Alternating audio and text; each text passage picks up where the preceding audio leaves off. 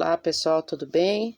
Vamos à nossa nova aula, o capítulo 7 de Roma, dessa vez o módulo 2, vai falar um pouquinho sobre as características da República Romana, ok? Vamos lá então?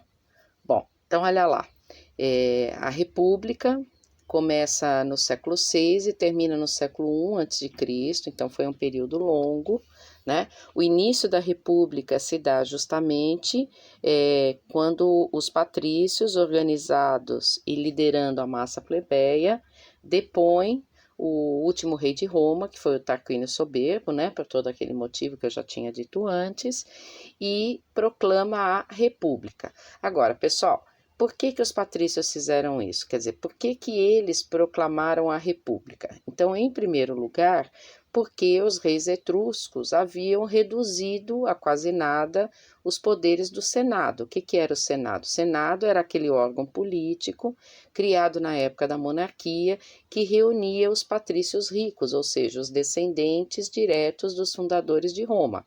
Por que tinha o nome de Senado? Porque a palavra Senado vem da palavra senex, ou senil, que significa idoso. Então, eram os homens mais ricos e idosos de Roma.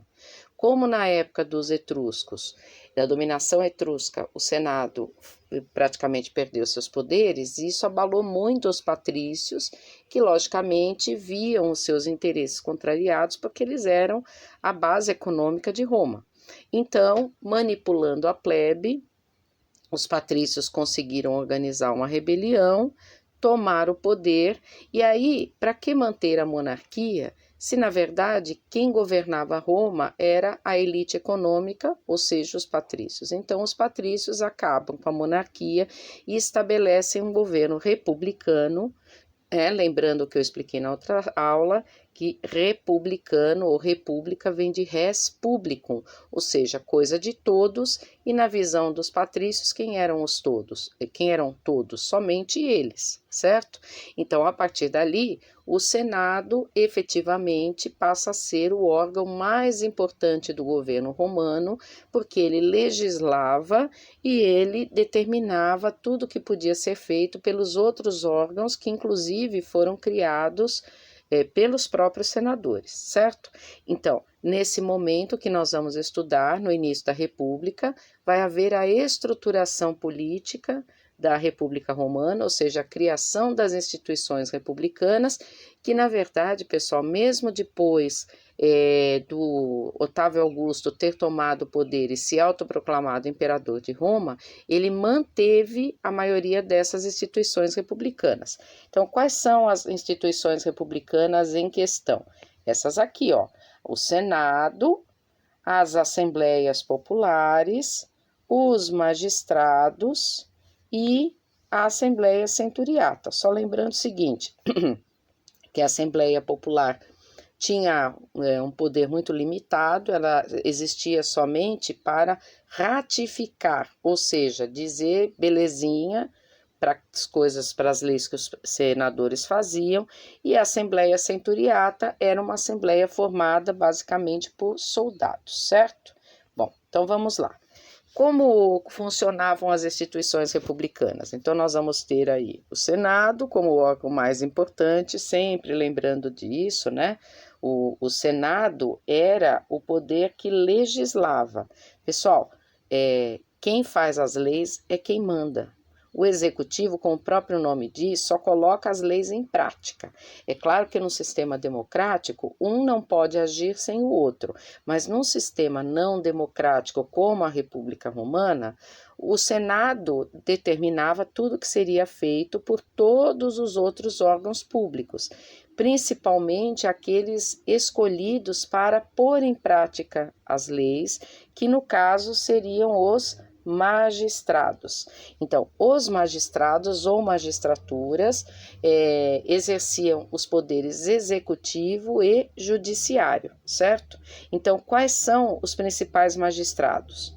Os 2 cônsules, que presidiam o Senado, até podiam propor leis, mas a principal atividade deles era comandar o exército. Por exemplo, se você pegar o Júlio César foi cônsul romano mais de uma vez, porque os cônsules eram eleitos para um mandato de somente um ano, e sempre 2 para que um fiscalizasse o outro, para que ele não tentasse dar um golpe e se autoproclamar rei, ditador ou qualquer coisa assim. Os pretores que cuidavam da justiça, né? Então, no caso dos pretores, por exemplo, você tem, se uma pessoa fosse presa, ela ia ser julgada pelo pretor e a pena era determinada por ele. Os censores, que deram origem a muito do que a gente conhece hoje em dia, né, em termos de censura e em termos de censo. São duas palavras que a gente escuta até os dias de hoje. Então, por que isso? Porque o censor, além de ser responsável pela contagem dos cidadãos romanos, ou seja, eles faziam o recenseamento da população, justamente para que o Estado romano verificasse quantos eram os habitantes de Roma, né? Quem eram eles, a que classe social a maioria deles pertencia, para criar políticas públicas. E no caso da censura, o censor é que cuidava de preservar a moral e os bons costumes dentro dos padrões romanos, obviamente. Então vejam, na prática, a censura dos dias de hoje é uma herdeira disso. Quer dizer, quando que a gente tem censura? Quando nós temos governos ditatoriais que usam o seu poder para impedir que os indivíduos, que os cidadãos se manifestem livremente. Os questores, que seriam aí, por exemplo, o Paulo Guedes, né, a Receita Federal, o Leão da Receita Federal, ou seja, fiscalizavam o pagamento dos impostos, cobravam os sonegadores. Os edis, amigo da edi, exatamente. Os edis, ou no singular o edil, eram os prefeitos, ou seja, as pessoas que cuidavam da conservação das áreas urbanas, né, da zeladoria pública, do abastecimento, limpeza, segurança. E o cargo de ditador, que era um magistrado que não existia sempre. O ditador era um indivíduo que só era escolhido para ocupar esse cargo por um prazo de 6 meses prorrogáveis, caso houvesse uma ameaça à ordem pública, por exemplo, uma rebelião dentro de Roma, uma ameaça de invasão a Roma por um povo estrangeiro. Então, nesse caso, era declarado estado de sítio, ou seja, os órgãos públicos de Roma, as instituições republicanas, eram praticamente fechadas, escolhia-se um militar, normalmente, para governar Roma, e ele tinha poderes absolutos, poder de vida e morte durante aqueles 6 meses que ele ficasse no poder. Então, esse aí era um magistrado que não existia sempre, né? E temos também o tribuno da plebe, que é um indivíduo que não existia no começo da República. O cargo de tribuno da plebe foi criado depois das famosas lutas entre patrícios e plebeus, porque os plebeus começaram a exigir direitos políticos, porque eles eram totalmente excluídos do governo republicano, e aí os patrícios criaram a figura do tribuno, que era um indivíduo que era escolhido pelos plebeus através de um plebiscito, que a gente vai falar um pouquinho depois, e estava junto ao Senado, tanto para vetar leis que fossem feitas pelo Senado contrárias aos interesses dos plebeus, quanto também para propor leis favoráveis à plebe. É lógico que essas duas coisas eram meio limitadas, pessoal. Vale lembrar que os dois mais famosos tribunos da plebe, que foram os irmãos Tibério e Caio Graco, foram assassinados justamente por propor leis ao Senado que contrariavam os interesses dos patrícios, certo? Então, olha lá, nós temos aí, dentro dessa perspectiva, as revoltas da plebe, tá? Então, por que vão acontecer as revoltas da plebe? Porque os plebeus, depois de terem ajudado aos patrícios a tomada do poder, né, terem ajudado os patrícios a tomarem o poder em Roma, eles levaram o pé no traseiro, ou seja, simplesmente os patrícios falaram, olha, beleza, vocês ajudaram a gente, só que agora quem vai governar somos nós. E os plebeus, né, conscientes da sua condição social. Por quê? Porque naquela época, pessoal, Roma não tinha quase escravos. A maioria dos escravos romanos eram escravos por dívidas, porque Roma ainda não era expansionista.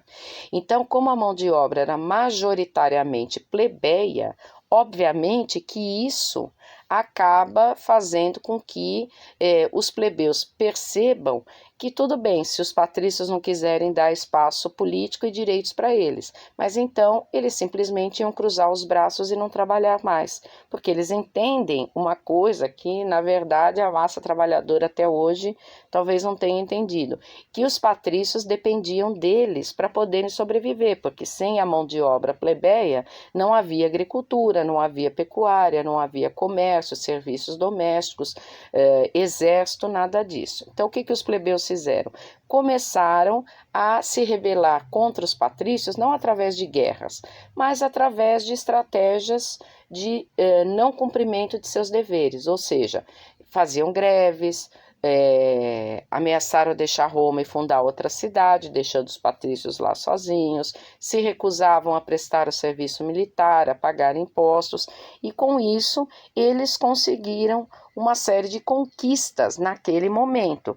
As principais conquistas desse momento foram, então nós temos aí a criação do cargo de tribuno da plebe, que, como eu falei, passou a ser um magistrado que atuava junto ao Senado, propondo leis e vetando leis, sempre em favor dos plebeus.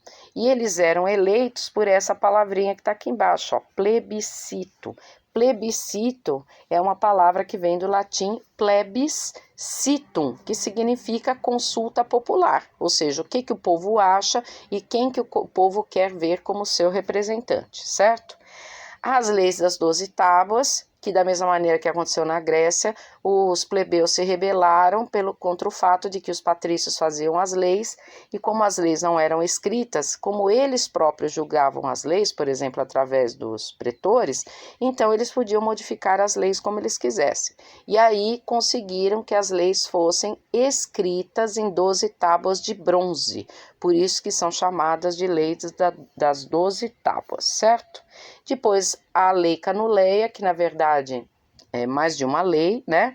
Então, essa lei permitiu o casamento entre patrícios e plebeus, ampliando aí os direitos de ascensão política da plebe, porque uma vez casados com os patrícios, eles mudariam de status social, principalmente os filhos deles com os patrícios, e as chamadas leis licínias, que proibiam ao mesmo tempo a escravidão por dívidas, que acometia principalmente os plebeus, e dava aos plebeus a possibilidade de ter acesso aos cargos de magistratura. Por exemplo, uma das mudanças promovidas pelas leis licínias, pessoal, foi a criação do cônsul plebeu, né? Que antes os cônsules só podiam ser patrícios e agora eles vão poder ser plebeus. Então, o que isso vai provocar em Roma? Principalmente o seguinte: a gente vai ter maior justiça social? Num primeiro momento, sim. Só que, por outro lado, os patrícios percebem que eles eram reféns dos plebeus, justamente porque os plebeus podiam manipulá-los em função da mão de obra, do trabalho, do serviço militar. Então, o que os patrícios fizeram? Bom, então a gente precisa substituir os plebeus pelos escravos. E usaram os próprios plebeus, né? Justificando essa ação em cima da ideia de que Roma havia crescido muito em termos de habitantes e ela precisava conquistar mais territórios, então os patrícios usaram os plebeus como força militar para expandir os domínios de Roma, e depois, infelizmente, o tiro saiu pela culatra em relação aos plebeus, porque eles perderam seu poder de pressão sobre os patrícios, uma vez que eles foram substituídos pelos escravos. Ok, pessoal? Espero que vocês tenham gostado e até a próxima aula, que será o módulo 3, a expansão romana, certo?